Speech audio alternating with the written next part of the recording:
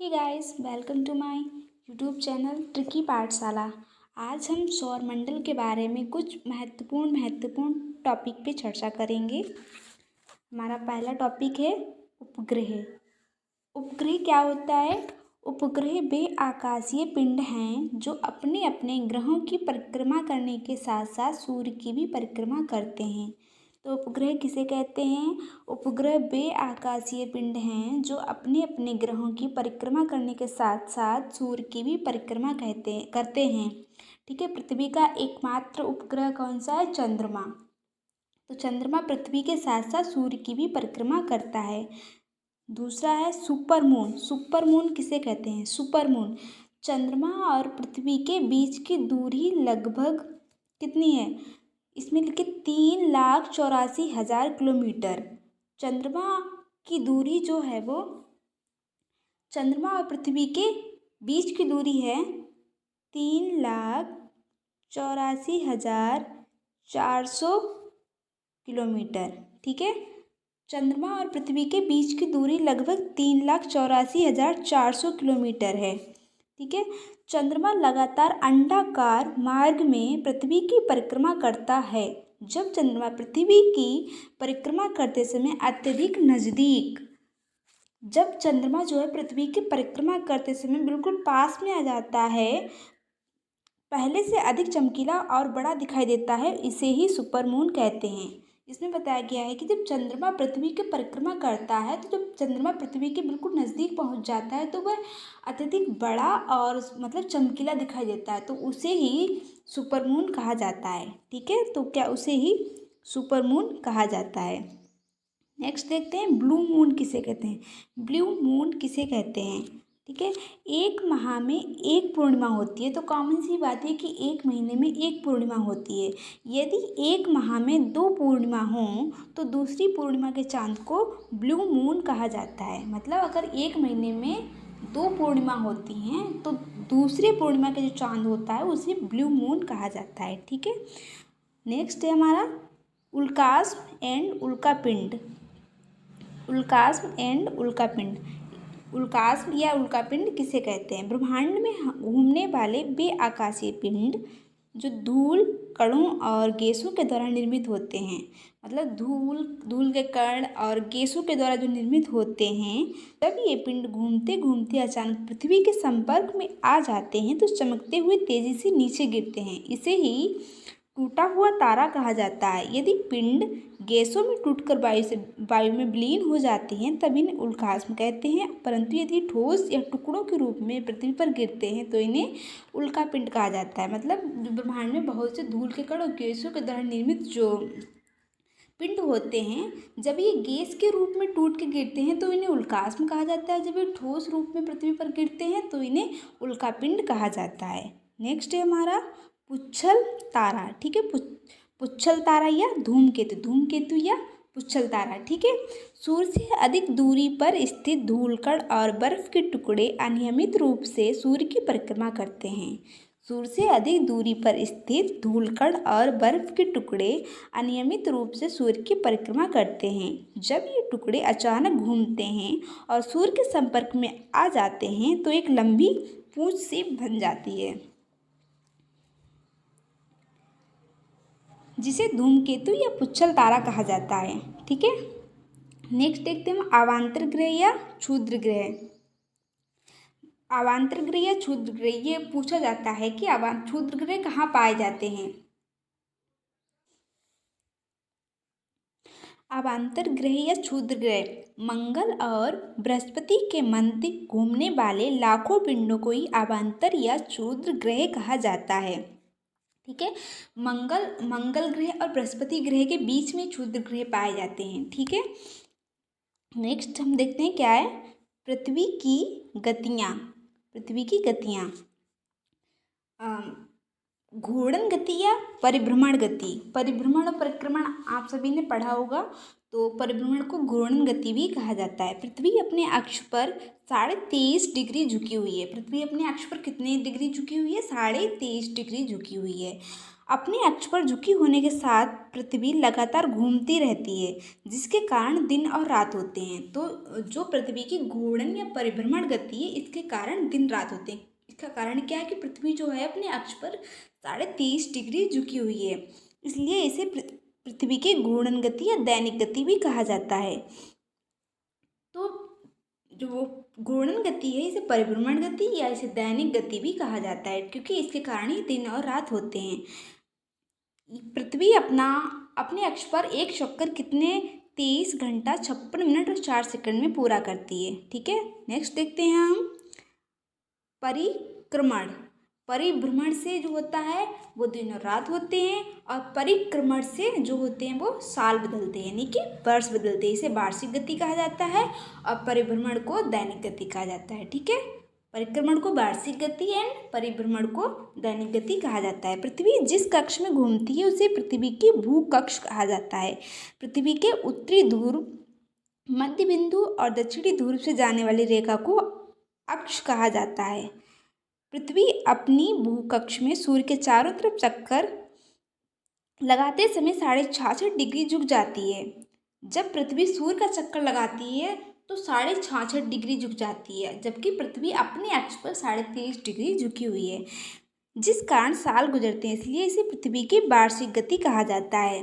पृथ्वी जो है वो अपने सूर्य का परिक्रमा जो है वो 365 दिन 5 घंटे 48 मिनट 46 सेकंड में पूरा करती है। ठीक है, अब हम देखते हैं इसे उपसौर।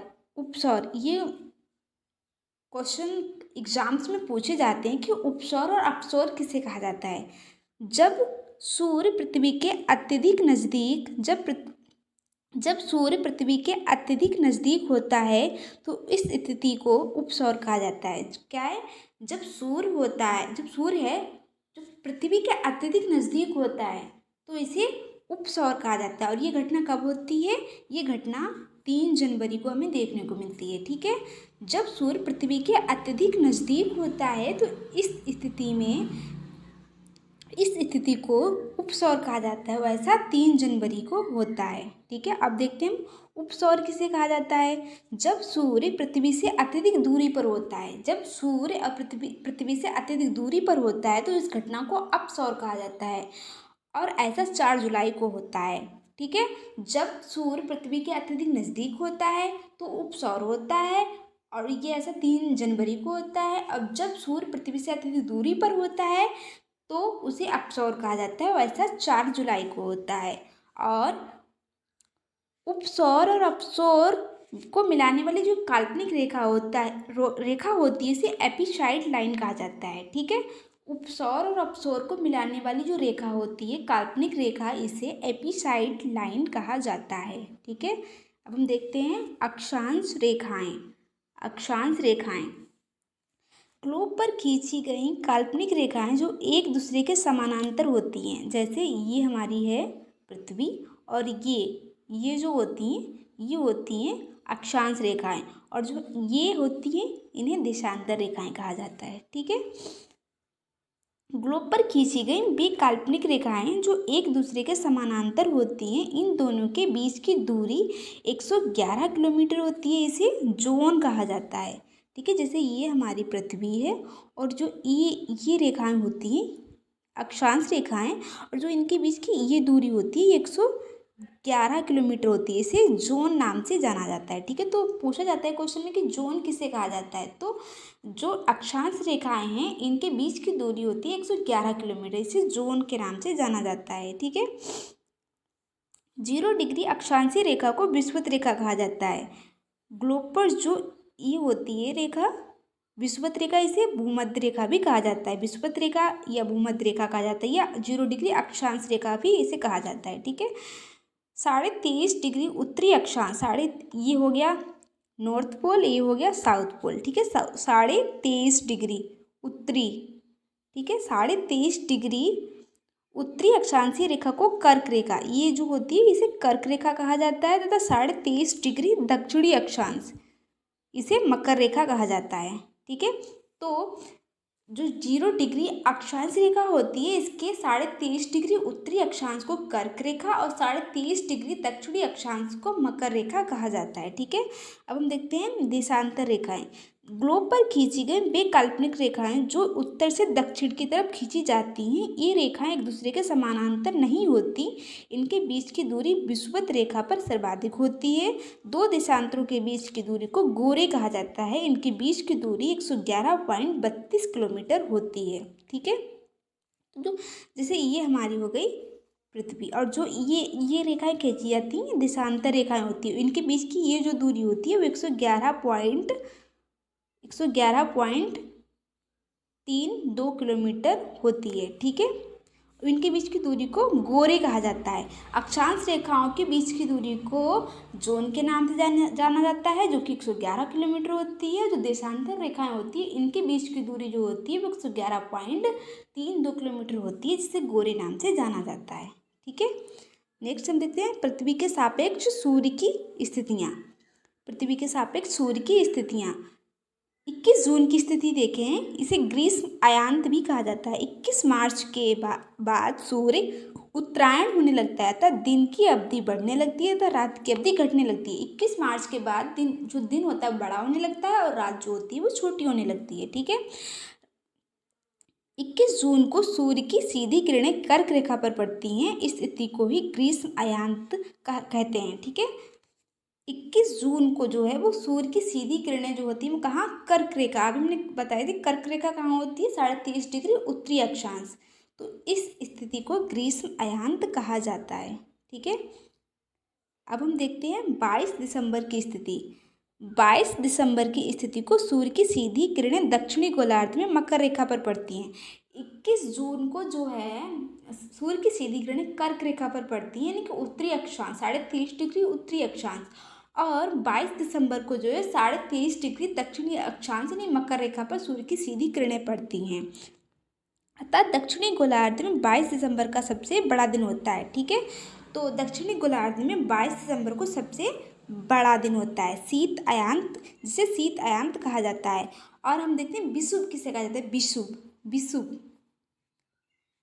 किसे कहा जाता है, ये पूछा जाता है एग्जाम में, विषुव किसे कहा जाता है। 21 मार्च तथा 30 सितंबर की स्थिति। वर्ष में सिर्फ ये एक वर्ष में 2 बार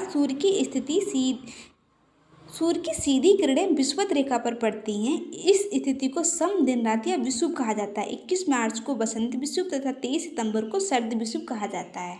ठीक है, 21 मार्च तथा 23 सितंबर को जो है वो सूर्य की जो किरणें होती हैं वो सीधे विषुवत रेखा पर पड़ती हैं। ठीक है, तो इसमें दिन और रात दोनों बराबर होते हैं। 21 मार्च और 23 सितंबर को दिन और रात दोनों बराबर होते हैं। 21 मार्च की स्थिति जो होती है इसे बसंत विषुव तथा जो 23 सितंबर की स्थिति होती है शरद विषुव कहा जाता है। ठीक है, नेक्स्ट वीडियो में हम देखेंगे ज्वार भाटा किसे कहा जाता है। ठीक है, आई होप आपको ये क्लास अच्छी लगी होगी।